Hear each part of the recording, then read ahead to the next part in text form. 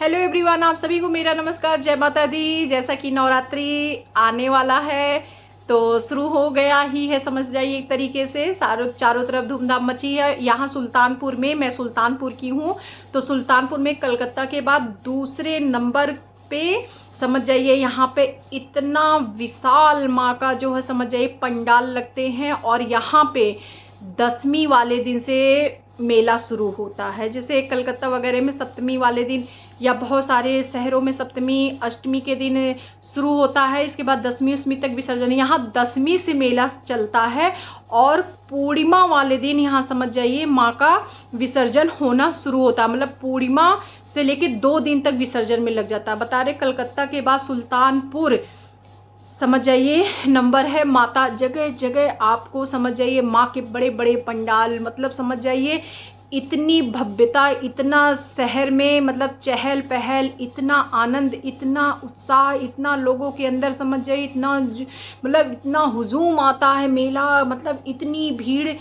हर 4 कदम पे आपको भंडारे मिलेंगे। सिर्फ आपको घूमना है, खाना है, माँ के समझ जाइए दर्शन करने हैं। इतने मतलब गुफाओं वाला बनता है, एक से एक इतने भव्य से भव्य मतलब यहाँ पे पंडाल सजते हैं कि आप लोग अगर कहीं से भी हो तो एक बार सुल्तानपुर का जो है दशहरा ज़रूर देखिए। बहुत अच्छा होता है, बहुत अच्छा होता है।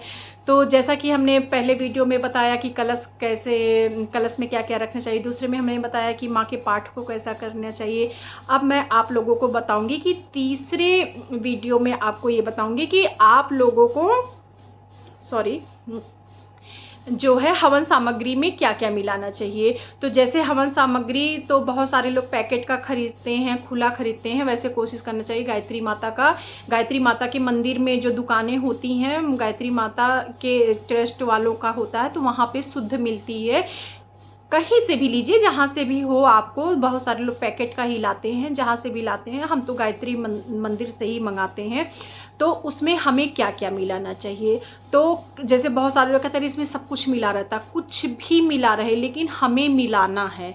और ये सारी चीज़ें बहुत ही इम्पॉर्टेंट रहती है। सब लोग कहते हैं ये भगवान का भोजन होता है, भगवान का भोजन होता है। और ऐसे जब हम करते हैं तो इसमें कुछ लोग होते हैं बहुत ज़्यादा अपने हाथ में दबा लेते हैं, कुछ लोग होते हैं बहुत कम दबाते हैं। मतलब कहते हैं पंडित जी लोग कि 2 ग्राम, कम से कम 2 ग्राम किसी को भोजन करें बड़े प्यार से ऐसे खिलाना चाहिए। स्वाहा, कुछ लोग ऐसे डाले स्वाहा स्वाहा, ऐसे नहीं करना चाहिए। थोड़ा थोड़ा निकालिए स्वाहा, बहुत प्यार से आप भगवान को भोजन करा रहे हैं। तो हमें मिलाना क्या क्या है। सबसे पहले हम हवन सामग्री जो भी हम बड़े बर्तन में पलट लें। इसके बाद उसमें कम से कम अगर आपकी जितनी हवन सामग्री खूब मतलब ज़्यादा सा अगर आपकी समझ जाइए आधा किलो हवन सामग्री, तो कम से कम 200 ग्राम तो उसमें घी मिलाना ही चाहिए। 200 ग्राम, 225 ग्राम तक घी मिलाना ही चाहिए। खूब अच्छे से घी डालकर खूब अच्छे से मिक्स करना है। पंचमेवा मिलाना चाहिए।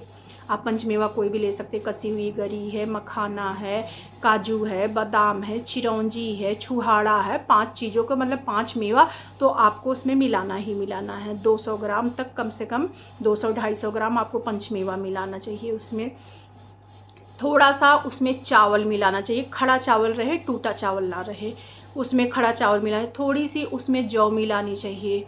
उससे थोड़ा उसमें काली तिल मिलाना चाहिए। मतलब थोड़ा सा, अगर आपने 100 ग्राम काली तिल मिलाया उसमें, तो 50 ग्राम चावल मिलाइए, 25 ग्राम जो है जौ मिलाइए। ये रेशियो होता है कि मतलब तिल से कम चावल, चावल से कम जौ।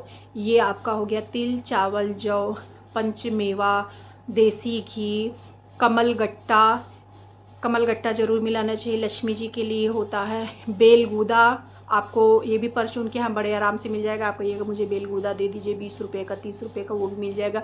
वो इतने बड़े बड़े से बेल का गूदा सूखा हुआ रहता है, उसको खूब अच्छे से ईंटे से या किसी चीज़ से तोड़ लीजिए, ले आकर उसके छोटे छोटे टुकड़े करके उसको धूप दिखा दीजिए। कभी कभी होते कीड़े वगैरह ना हों उसमें, चेक कर लीजिए।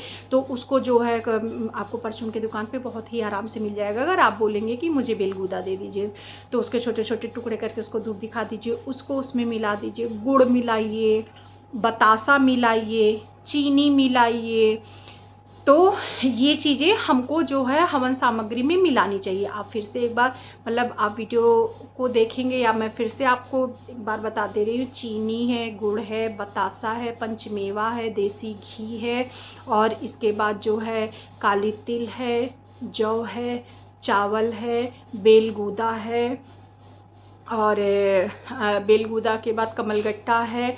आप चाहिए तो समी की जो आपके घर में अगर समी का पेड़ लगा तो उसमें देखिए कुछ डंठल ऐसी होती हैं किनारे की कि सूख गई रहती, उसके छोटे छोटे टुकड़े करके उसको मिला लीजिए। तो आप जितनी चीज़ें मिलाएंगे और जितना अच्छा मतलब उतना अच्छा होता है। तो इतनी चीज़ें तो आपको कम से कम मिलाना ही मिलाना चाहिए। आप पता नहीं आप लोगों के यहाँ सबके यहाँ वैसे मिलता है जो है सफ़ेद चंदन मिला लीजिए हवन सामग्री में। सफ़ेद चंदन थोड़ा सा मिला लीजिए, 5 सुपारी उसमें डाल दीजिए, 5 लौंग डाल दीजिए, 5 हरी इलायची डाल दीजिए। ये सब चीज़ें हवन सामग्री में नहीं मिली रहती। इतनी सारी चीज़ों को तो ज़रूर मिलाना चाहिए। सफ़ेद चंदन है, लाल चंदन, हाँ थोड़ा सा लाल चंदन मिला लीजिए। मैं अगर कोशिश करूँगी अगर अब की बार हवन सामग्री में अपने सामान मिलाऊंगी तो अगर बहुत व्यस्तता रहती है मेरे पास नवरात्रि में, क्योंकि हम लोग व्रत सब रहते हैं 9 दिन का, तो उसमें पूजा पाठ पंडित जी आते हैं तो बहुत ज़्यादा हौश पौश रहती है।